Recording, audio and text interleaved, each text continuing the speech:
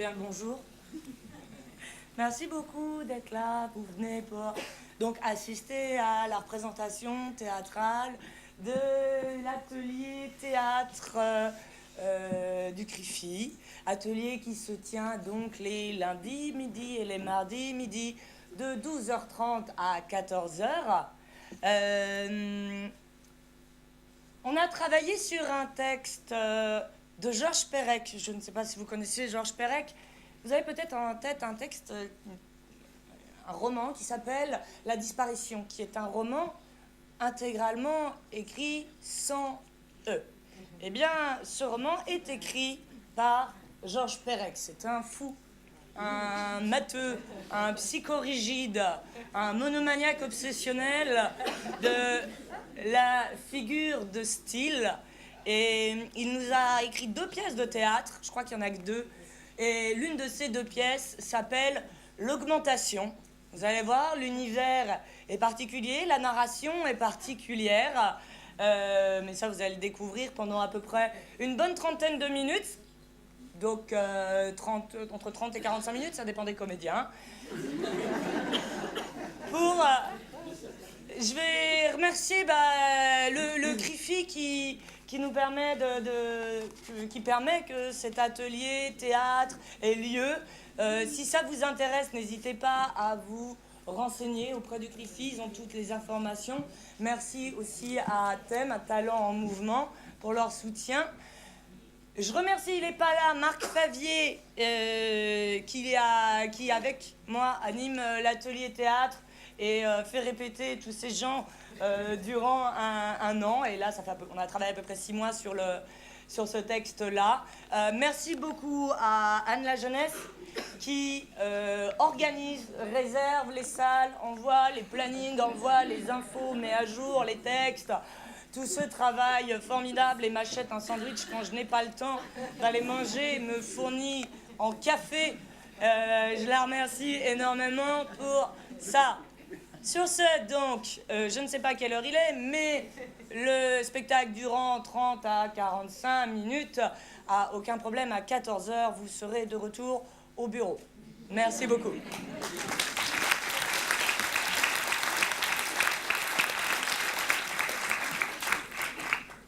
Vous avez mûrement réfléchi. Vous avez pris votre décision et vous allez voir votre chef de service pour lui demander une augmentation. Mais ou bien votre chef de service est dans son bureau, ou bien votre chef de service n'est pas dans son bureau. Si votre chef de service était dans son bureau, vous frapperiez et vous attendriez sa réponse. Mais si votre chef de service n'était pas dans son bureau, vous guetteriez son retour dans le couloir.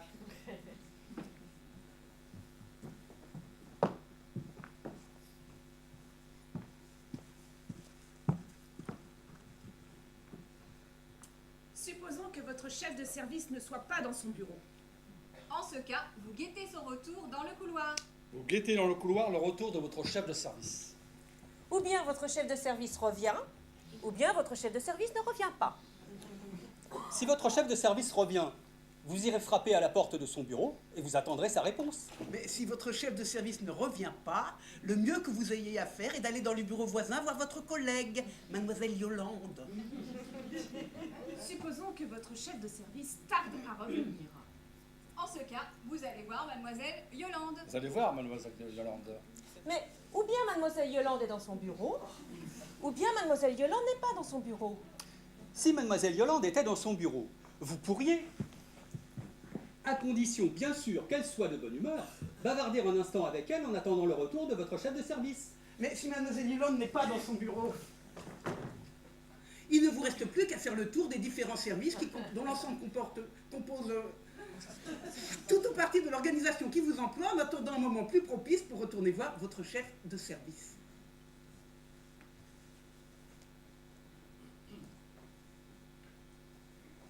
Supposons que mademoiselle Yolande ne soit pas dans son bureau. En ce cas, vous faites le tour des différents services dont l'ensemble constitue tout ou partie de l'organisation qui vous emploie et vous attendez un moment plus propice pour aller voir votre chef de service. Retournez voir votre chef de service. Ou bien il est dans son bureau, ou bien il n'est pas dans son bureau. S'il était dans son bureau, vous frapperiez et vous attendriez sa réponse. Mais supposons plutôt qu'il ne soit pas dans son bureau. En ce cas, vous guettez son retour dans le couloir. Vous guettez dans le couloir le retour de votre chef de service. Ou bien il ne tarde pas à revenir, ou bien il tarde à revenir. S'il ne tardait pas à revenir, vous pourriez aller frapper à son bureau et attendre sa réponse. Mais s'il tardait à revenir, le mieux que vous auriez à faire serait d'aller dans le bureau voir mademoiselle Yolande, votre collègue. Supposons, chose qui se voit tous les jours, que votre chef de service tarde à revenir. En ce cas, vous allez voir mademoiselle Yolande.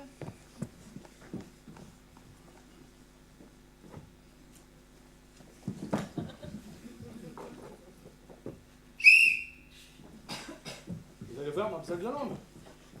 Ou bien elle est dans son bureau, ou bien elle n'est pas dans son bureau. Si elle était dans son bureau, vous pourriez bavarder un instant avec elle à condition qu'elle soit de bonne humeur. Si elle n'était pas dans son bureau, vous n'auriez plus qu'à faire le tour des différents services dont l'ensemble constitue tout ou partie de l'entreprise qui vous emploie, en attendant une circonstance plus favorable pour aller voir votre chef de service. Supposons, pour simplifier, parce qu'il faut toujours simplifier, que mademoiselle Yolande soit dans son bureau. En ce cas, vous pourrez bavarder un instant avec elle. À condition toutefois qu'elle soit de bonne humeur. Car si elle n'est pas de bonne humeur, elle ne voudra pas bavarder avec vous. Et dans ce cas, vous n'aurez plus qu'à faire le tour des différents services dont l'ensemble constitue tout ou partie de l'entreprise qui vous emploie, en attendant une circonstance plus favorable pour aller voir votre chef de service. Supposons, chose qui se voit tous les jours, que mademoiselle Yolande ne soit pas de bonne humeur. En ce cas, vous faites le tour des différents services dont l'ensemble constitue tout ou partie de l'entreprise qui vous emploie et vous attendez une circonstance plus favorable pour aller voir votre chef de service.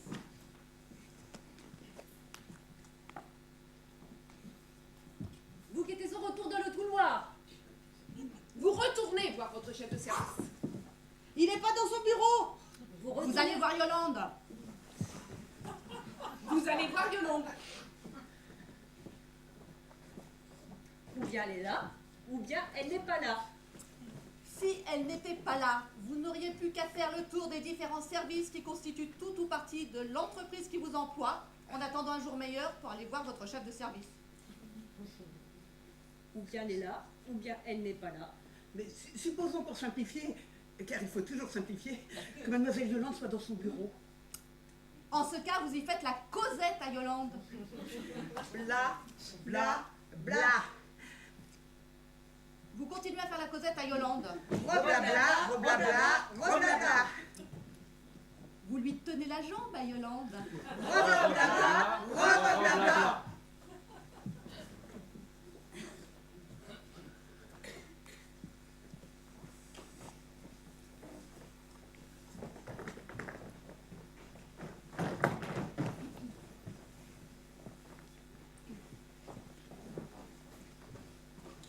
Vous frappez à la porte du bureau de votre chef de service.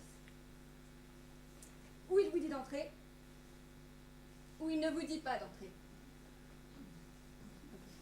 Donc s'il vous dit d'entrer, vous entrez. Et s'il ne vous dit rien, bah, vous refrappez. Bon alors supposons que, chose qui se voit tous Vous les jours, refrappez.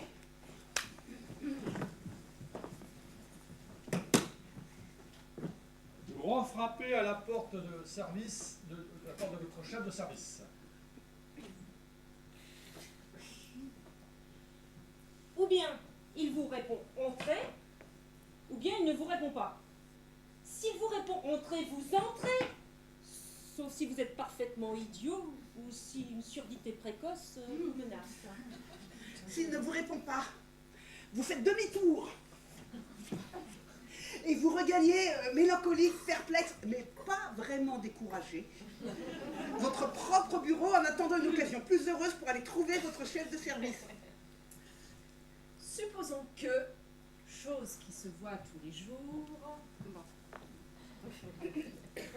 vous faites demi-tour et vous regagnez, mélancolique, perplexe, Mais Oh. pas vraiment découragé, hein.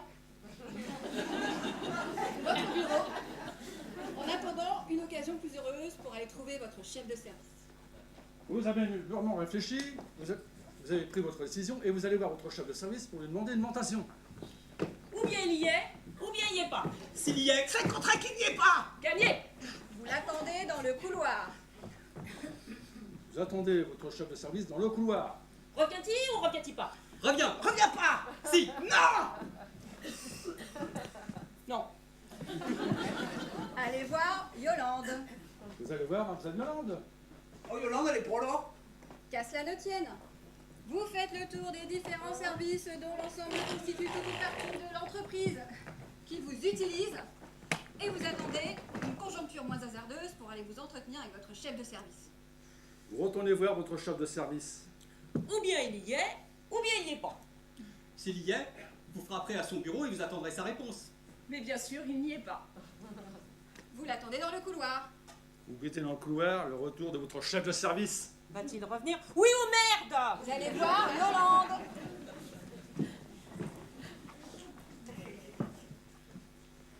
Ou bien elle est dans son burlingue, Et vous pourrez y causer, si tant est qu'elle soit d'humeur à. ou bien elle n'est pas dans son burlingue.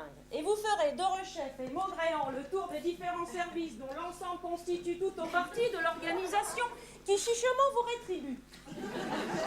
Simplifions. Car il faut toujours simplifier et disons-le tout net. Mademoiselle Yolande est dans son burlingue. Nous n'en doutons point. Mais comment est son humeur?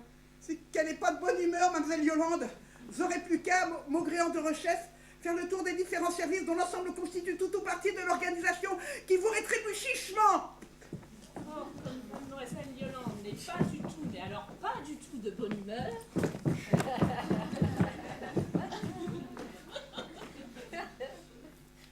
Vous faites tout ronchon, le tour des différents services dont l'ensemble constitue tout ou partie de la vaste organisation qui vous chichement rétribue. Et vous attendez un lendemain moins capricieux pour aller aborder votre chef de service.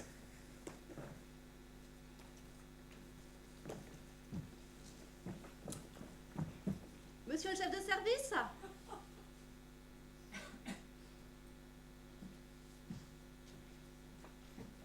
Je ne sais pas s'il est dans son bureau.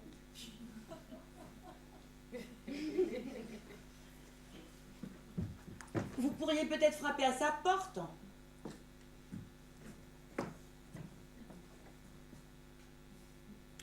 Il ne va pas tarder, c'est l'heure à laquelle il arrive habituellement. Il n'est pas là, mais il ne devrait pas tarder.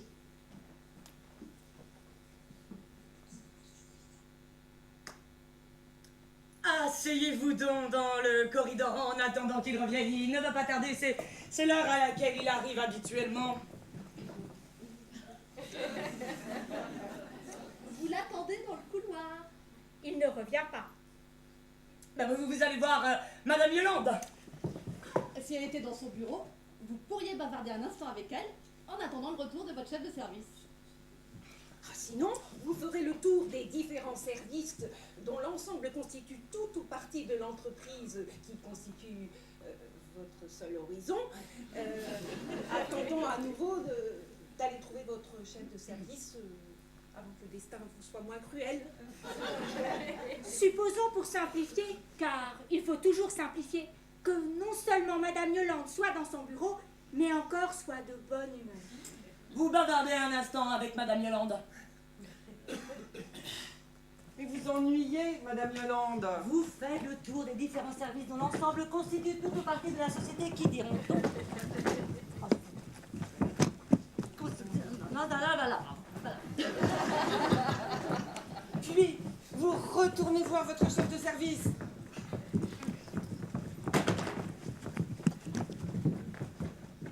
Disons pour simplifier, car il faut toujours simplifier, que cette fois-ci, votre chef de service est dans son bureau. Ça alors? Évidemment, vous frappez. Ou bien il vous dit d'entrer. Et vous entrez. Ou bien il ne répond pas. Et vous attendez un instant avant de refrapper. L'expérience prouve que dans 74,6% des cas, un chef de service ne répond pas au premier toc-toc-toc émis par le médus recourbé d'un subalterne venu pleurer pour une augmentation. Vous frappez. Vous refrappez. Ou bien il vous répond « Entrez » et vous entrez. Ou bien il ne vous répond pas. Ils nous ont insisté, vous n'avez qu'à repousser chemin avant que le sort vous soit moins contraire, avant d'à nouveau affronter votre chef de service. Supposons pour simplifier, Car il faut toujours simplifier. que votre chef de service, une fois n'est pas coutume, vous dise d'entrer. Ou bien vous êtes complètement idiot. Ou bien vous n'êtes pas complètement idiot. Il faudrait être complètement idiot pour ne pas entrer. Supposons pour simplifier, Car il faut toujours simplifier. que vous n'êtes pas complètement idiot. Eh bien, vous entrez.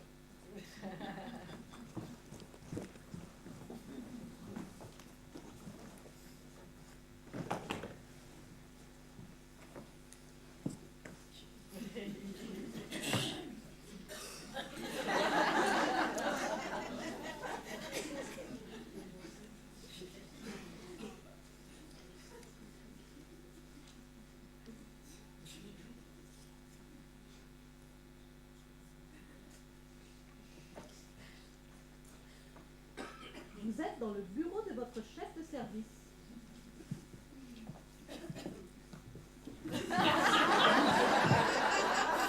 Ou bien votre chef de service accepte de vous recevoir tout de suite et sur le champ, ou bien votre chef de service vous suggère de revenir plus tard. Supposons, chose qui se voit tous les jours, que votre chef de service ait décidé de consacrer sa matinée à un projet qu'il caresse depuis longtemps, à savoir se rendre chez son chef de service pour lui demander une augmentation. C'est parfaitement son droit. Bah, il vous demandera de revenir plus tard. En ce cas, obtempérant, vous sortez à reculons, sans oublier de remercier votre chef de service, et sans omettre de refermer la porte derrière vous.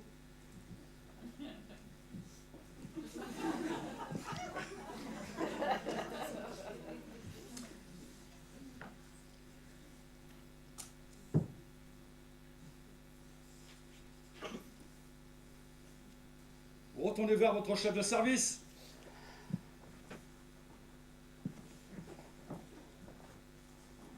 Ou bien il est là, ou bien il n'est pas là. S'il n'était pas là, vous l'attendriez dans le couloir. S'il tardait à revenir, vous iriez voir Madame Yolande. Si Madame Yolande n'était pas là, ou si Madame Yolande était de mauvaise humeur, vous feriez le tour des différents services, dont l'ensemble constitue tout au parti du trust, auquel, pour un salaire de misère, vous avez sacrifié les plus belles années de votre vie, attendant que les astres vous soient favorables pour revenir à l'assaut de votre chef de service. Admettons pour simplifier, car il faut toujours simplifier, que votre chef de service soit dans son bureau. On frappez à sa porte et vous attendez sa réponse.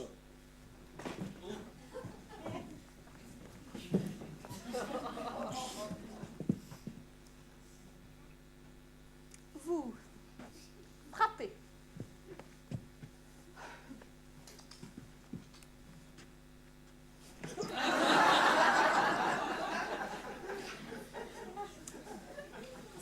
S'il vous dit entrez, vous entrez.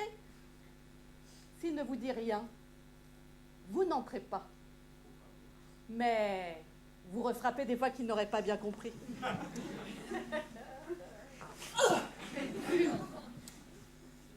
Vous refrappez.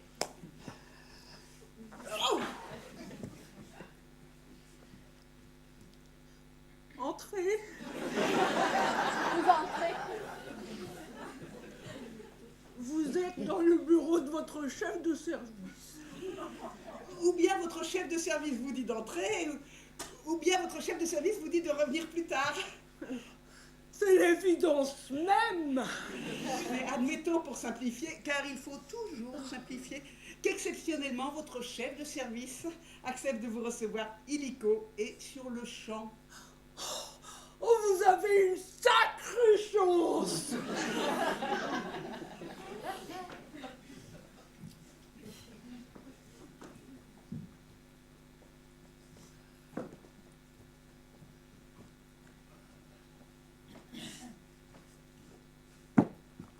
Vous êtes dans le bureau de votre chef de service. Et votre chef de service est disposé à vous écouter. Mais ou bien il vous offre un siège, Ou bien il ne vous en offre pas. S'il vous offre un siège, cela signifierait qu'il est poli. s'il ne vous offre pas de siège. Cela veut dire que quelque chose le préoccupe. Supposons que votre chef de service ne vous offre pas de siège. Cela signifie-t-il qu'il est impoli? Pas nécessairement. Cela veut dire que quelque chose le préoccupe.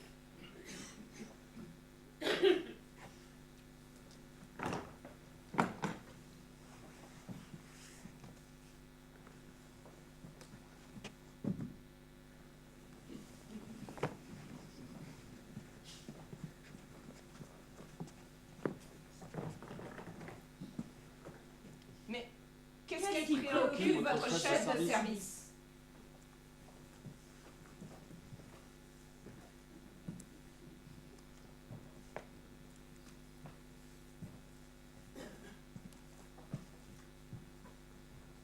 Peut-être a-t-il... Peut-être n'arrive-t-il pas, en dépit d'innombrables tentatives, à pénétrer dans le bureau de son chef de service. Peut-être a-t-il... des ennuis avec Madame Yolande. Peut-être a-t-il... Est-il ému par l'exceptionnelle rigueur dont semble faire preuve le contrôle d'échange? Peut-être a-t-il... Couler une bière le jour où la garantie de sa nouvelle automobile expirait. Peut-être a-t-il... Fait le matin même, 5 heures de queue sans pour autant obtenir de place pour le prochain concert de Pavarotti. Peut-être a-t-il des ennuis avec sa santé?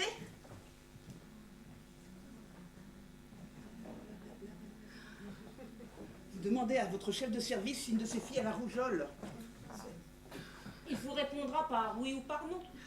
Supposons qu'il vous réponde oui. Regardez s'il a des boutons rouges sur la figure. S'il a des boutons rouges sur la figure, sortez précipitamment! Alertez le service d'urgence! Et enfermez votre chef de service dans son bureau.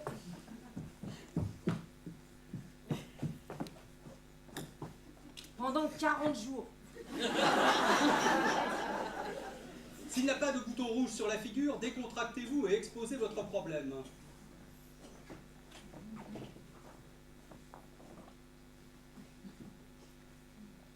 Supposons que votre chef de service ait des boutons rouges sur la figure. Sortez précipitamment! Alertez le service d'urgence! Et enfermez votre chef de service dans son bureau. Pendant 40 jours.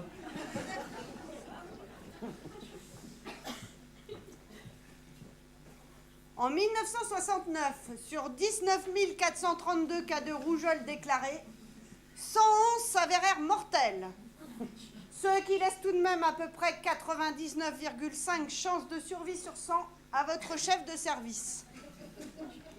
La rougeole est une fièvre éruptive, contagieuse et épidémique, caractérisée par une phlegmasie cutanée légère, ou si l'on préfère, par un exanthème formé de petites taches rouges peu saillantes sur la peau.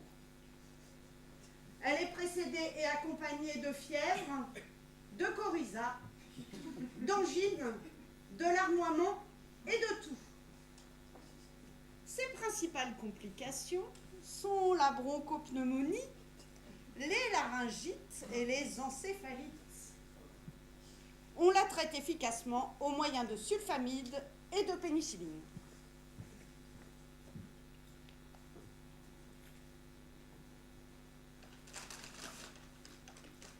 « 40 jours plus tard.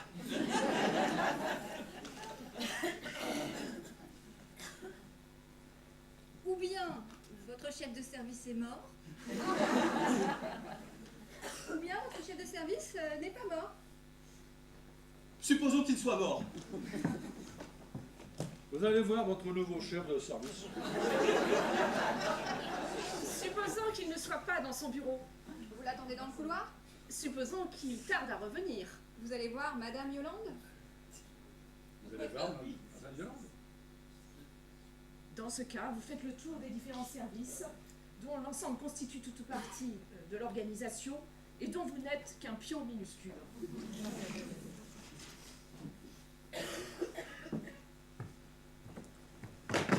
Vous allez voir votre chef de service. Ouais. Ou bien il est dans son bureau, ou bien il n'est pas dans son bureau. Oui, d'accord. Ou bien Madame Yolande est dans son bureau, ou bien Madame Yolande n'est pas dans son bien, bureau. mais, Ou bien Madame Yolande est de bonne humeur, ou bien Madame Yolande n'est pas de bonne humeur. Ou bien vous bavardez avec Madame Yolande, ou bien vous faites le tour des différents services dont l'ensemble constitue tout ou partie du consortium auquel vous avez la faiblesse de croire que vous devez tout. Ou bien vous apercevez votre chef par la porte vitrée du bureau de Madame Yolande, ou bien vous continuez de bavarder avec Madame Yolande, ou bien votre chef de service vous dit d'entrer, ou bien votre chef de service ne vous dit pas d'entrer, ou bien votre chef de service vous offre un siège, ou bien votre chef de service ne vous offre pas de siège. S'il vous offre un siège, cela signifie qu'il est prêt à vous écouter. S'il ne vous offre pas de siège, cela veut dire qu'il a l'esprit ailleurs. Supposons, chose qui se voit tous les jours, que votre chef de service ne vous offre pas de siège. Cela veut dire que votre chef de service a l'esprit ailleurs. Où a-t-il l'esprit, votre chef de service? Peut-être une de ses filles a-t-elle la rougeole? Ou la varicelle. Ou la coqueluche? Ou les oreillons. Ou la sclérose en plaques. Un petit go. Scarlatine. Ah bah vous demandez à votre chef de service si une de ses filles a la scarlatine. Et il vous répondra par oui ou par non. S'il vous répond oui, regardez s'il a des boutons rouges sur la figure. S'il vous répond non, cela ne veut pas dire qu'aucune de ses filles n'a la scarlatine. En effet. Mettons qu'il réponde non. Demandez-lui si les deux de ses filles n'ont pas la scarlatine. Et il vous répondra par oui ou par non. S'il vous répond oui, regardez s'il a des boutons rouges sur la figure. S'il répond non, n'en disons pas trop vite qu'aucune de ses filles n'a la scarlatine. Mettons qu'il réponde non. Demandez-lui si deux de ses trois filles n'ont pas la scarlatine. Mettons qu'il réponde qu'il n'a que 2 filles. N'en tirez pas de conclusions hâtives. Ce sont ces garçons qui sont malades. Oh, néanmoins, il serait de très mauvais goût d'insister. Quoiqu'il soit tout à fait désagréable de parler alors que votre chef de service ne vous a pas invité à vous asseoir. Décontractez-vous, cessez de vous gratter. Respirez profondément. Exposez votre problème. Bla bla bla bla bla bla bla.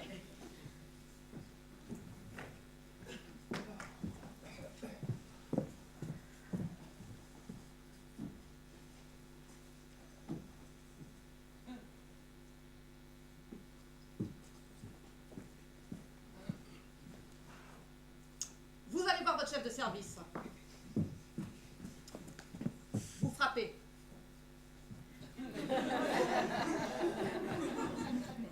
Répond-il? Non. Vous refrappez. Répond-il? Oui, oui. Oui. Ouf. Vous entrez. Accepte-t-il de vous recevoir sur le champ? Ah, mettons que oui, mais c'est bien parce que c'est vous. Vous offre-t-il un siège? Dans un louable effort de simplification, il faut toujours simplifier. Nous irons jusqu'à admettre qu'effectivement, pour une fois, votre chef de service vous invite à vous asseoir. Vous vous asseyez.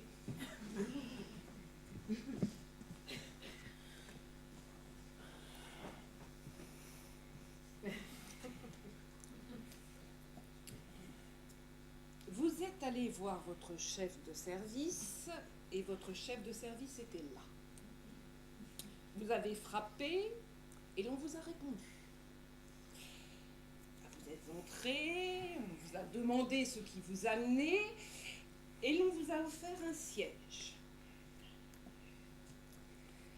Vous êtes assis en face de votre chef de service. Décontractez-vous. Respirez profondément. Essuyez la sueur qui ruisselle sur votre visage. Maîtrisez les tremblements nerveux qui font s'entrechoquer vos genoux. Rappelez-vous qu'il n'est pas nécessaire d'espérer pour entreprendre, ni de réussir pour persévérer. Exposez votre cas d'une voix intelligible avec le maximum de concision et de clarté. Sachez trouver les mots qu'il faut pour convaincre. Mettez tout en œuvre pour remuer le cœur de pierre de votre chef de service. Mais Tâchez de conserver jusqu'au bout un peu de cette dignité qui font de vous un citoyen conscient de ses devoirs et de ses droits.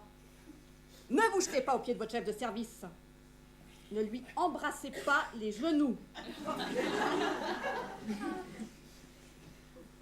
Dites-lui que vous en avez gros sur le cœur et sur la patate, que vous n'arrivez pas à joindre les deux bouts, que ce n'est pas pour vous que vous venez implorer, mais pour votre femme usée par les ménages et vos 5 enfants que la maladie guette.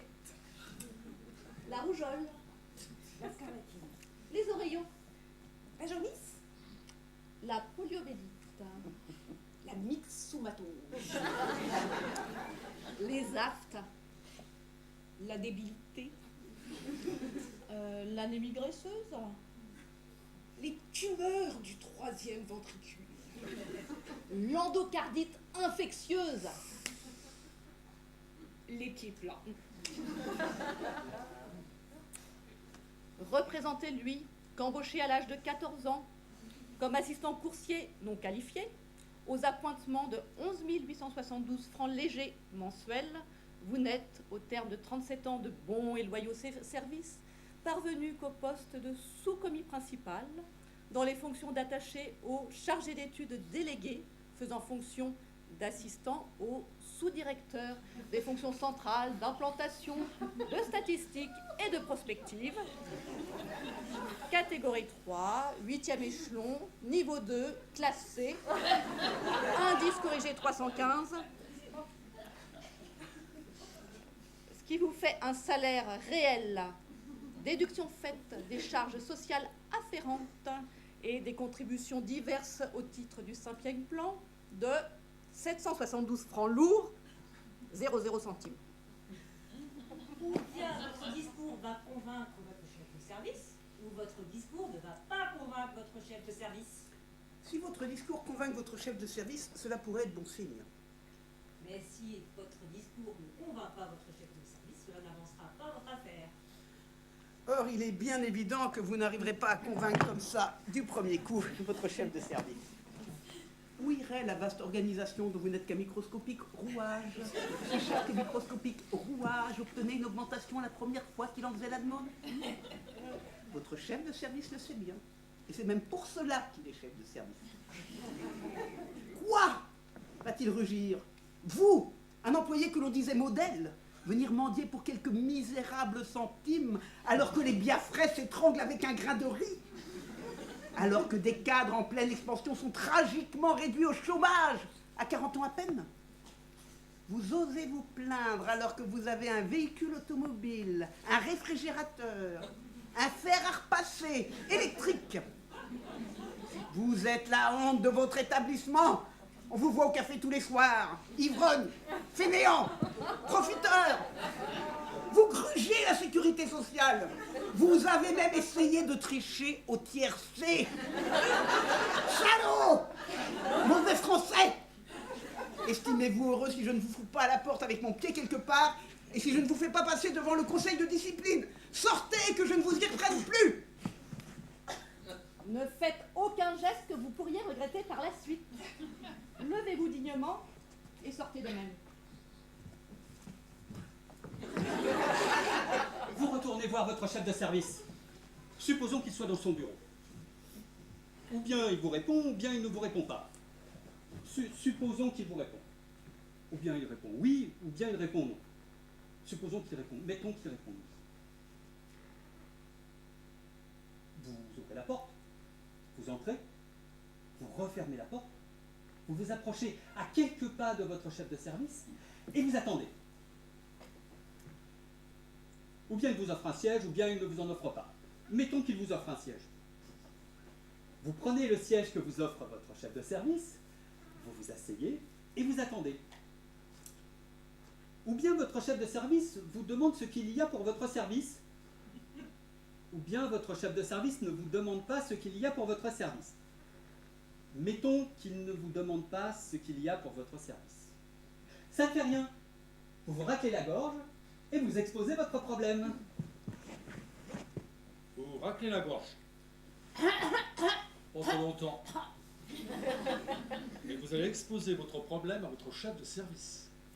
Doyen des employés de la vaste entreprise à laquelle vous êtes fiers d'appartenir, à laquelle vous avez tout donné, vous souhaiteriez, arrivant presque au terme d'une vie tout entière consacrée au labeur, voir récompenser votre dévouement, votre fidélité, votre probité, votre exactitude, votre sens des hiérarchies, des responsabilités et des mesures.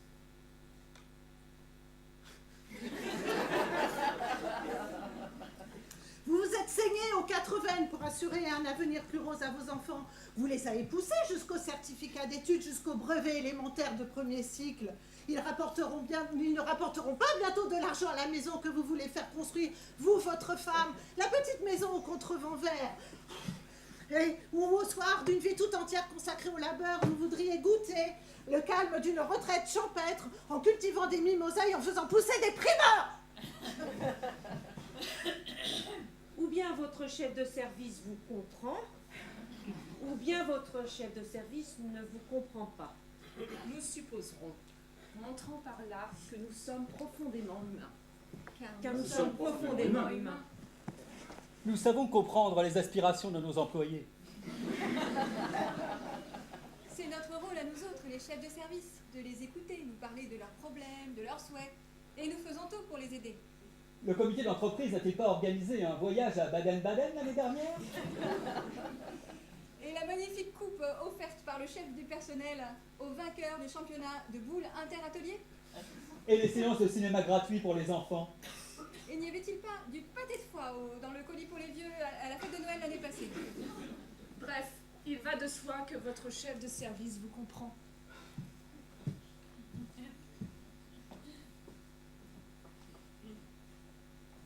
Oui, de tous les employés de cette vaste entreprise, de cette vaste famille, où un même cœur bat sous 10 000 poitrines, vous êtes à coup sûr l'un des plus méritants.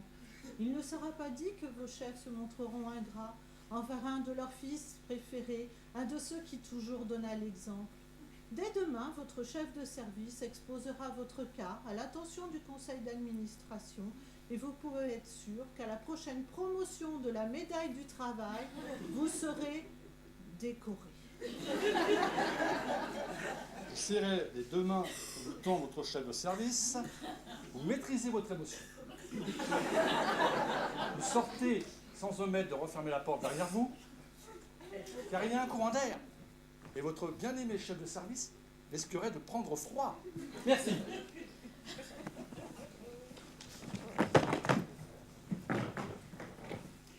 Vous êtes allé voir votre chef de service. Il était là. Vous a dit d'entrer, vous a offert un siège, vous y avez causé de vos mérites, l'a dit qu'il comprenait. Et que vous alliez avoir la médaille du travail.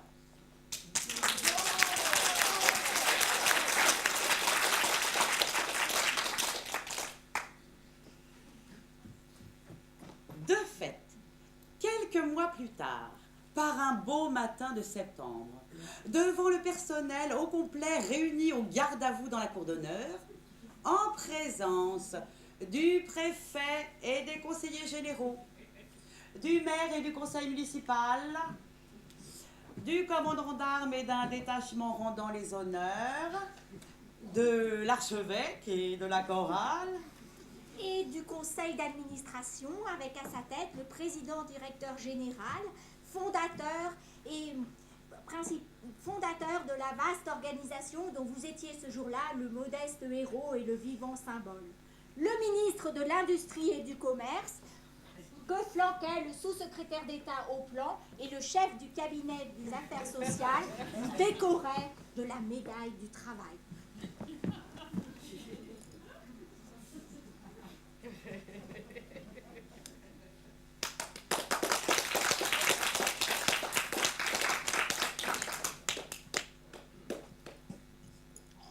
Ruban tricolore. Médaille ronde. Côté face, la devise liberté, égalité, fraternité entoure une tête de Marianne enguirlandée.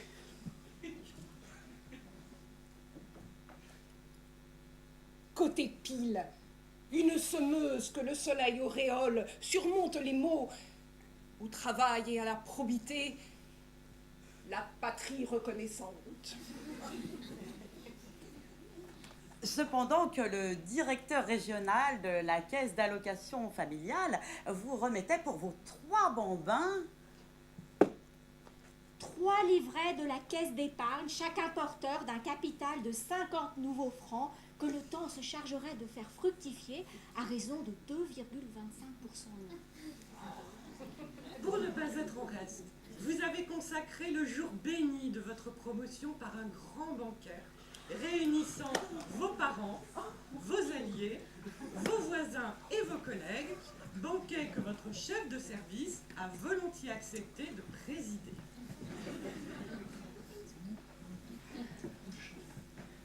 Ces festivités ont eu pour conséquence directe de grever votre budget. Et de vous endetter auprès des divers fournisseurs, restaurateurs et cabaretiers. Pour faire face à ces obligations nouvelles, vous vous décidez, au bout d'un certain temps, à retourner voir votre chef de service. Ou bien il est dans son bureau, ou bien il n'est pas dans son bureau. Il n'est pas dans son bureau. Vous guettez son retour dans le couloir. Il n'a pas l'air de revenir. Vous allez voir mademoiselle Hermeline. Comment? Mais Madame Yolande! Vous savez bien que Madame Yolande a pris sa retraite. Ah, la pauvre, on dit qu'elle va plus très fort. Ces enfants parlent de la mettre à l'hospice. À l'hospice? Vous le dire à l'asile? Elle est complètement folle, la pauvre. Oh, ce que c'est que de nous tout de même. Ah, les plus à plaindre sont encore ceux qui restent. Ah, que dites-vous? Bon, alors, mademoiselle Hermeline, Ou elle est là, ou elle n'est pas là. Elle n'est pas là. mademoiselle Hermeline n'a ni l'assiduité, ni l'égalité d'humeur de madame Yolande. Allez, Les choses ne sont plus ce qu'elles sont. Est-elle bon quand, allez.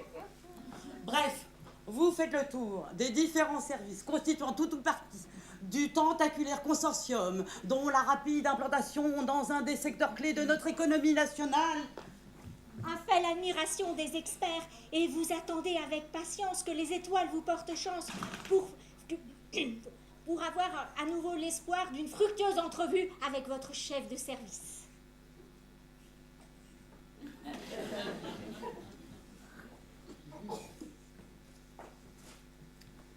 Vous avez mûrement réfléchi.